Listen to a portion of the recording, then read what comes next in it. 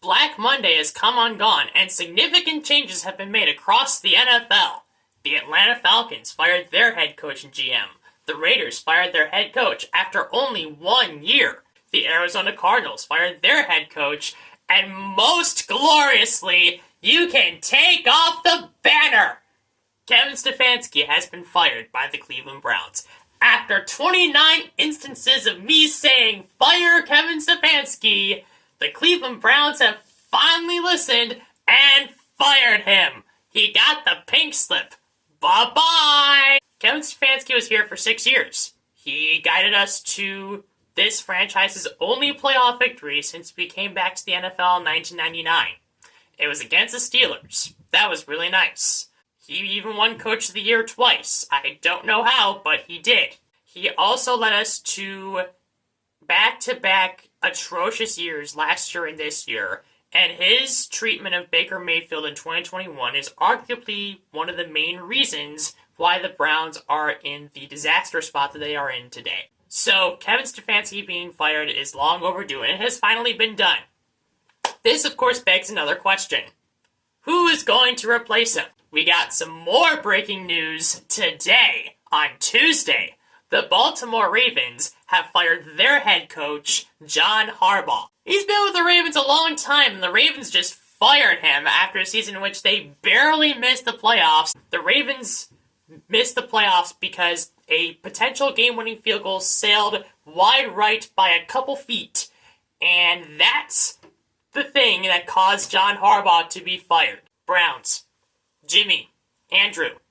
Oh yeah, Andrew's still here. I don't like that all that much, but he's here, so I'm speaking to him.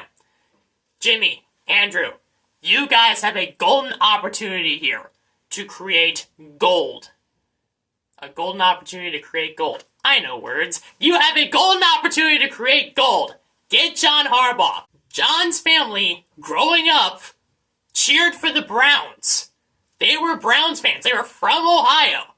Even Jim, John's brother, was from Ohio. Although, we as Ohioans, we don't particularly care for Jim very much due to Michigan, and it's not good. But, John, you beat Jim in the Super Bowl in 2012. That was fun. You have the chance to come back home now, to the team you've always truly loved from within. Join the real Cleveland Browns. Look at the defense that we have. Look how amazing it is. You have this generation's Reggie White and Myles Garrett. You have an elite defensive line. You have a solid linebacking core. You have a solid trio of corners. You have an overall defense that's a top 5 unit at minimum. Your teams in Baltimore have always been known for being great on special teams, which has not been the case for the Browns. You, by coming here, could change that overnight.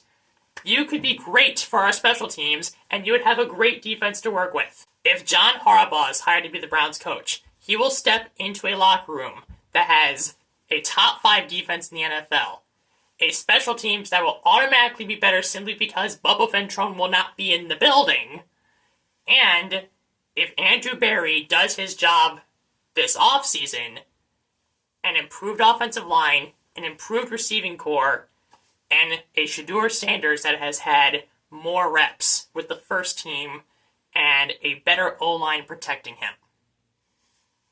John, you want to come and be the head coach of this team, of this roster? It's pretty exciting, and we know you can do it. We know you can get these guys to play their best.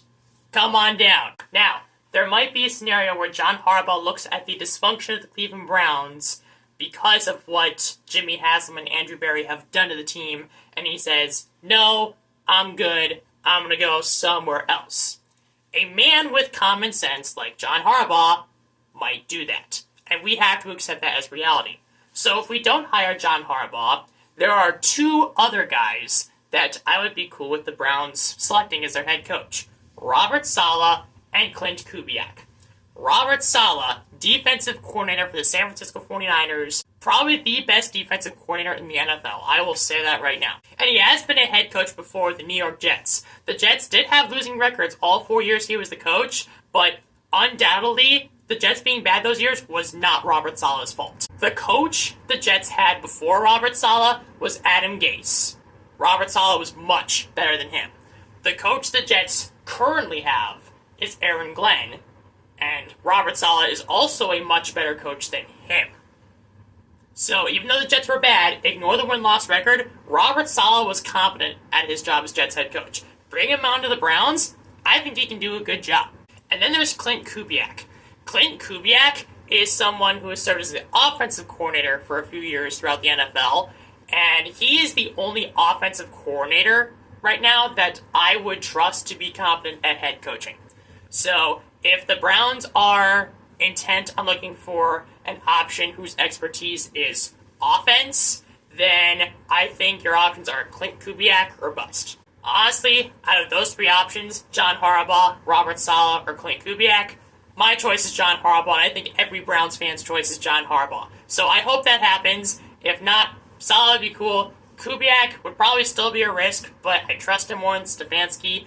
Hopefully he'll at least understand that when players have injuries, they should be taken off the field. It's a low bar, but this franchise is not known for clearing low bars, so hopefully good things happen. The Browns have an opportunity to make right decisions. Failure is not guaranteed for once. Andrew Berry, Jimmy Haslam has given you another year to get this team on track. You're staying on the Browns. If you keep making good decisions, I might take this banner down. I might. It's staying up there, though, until I see it.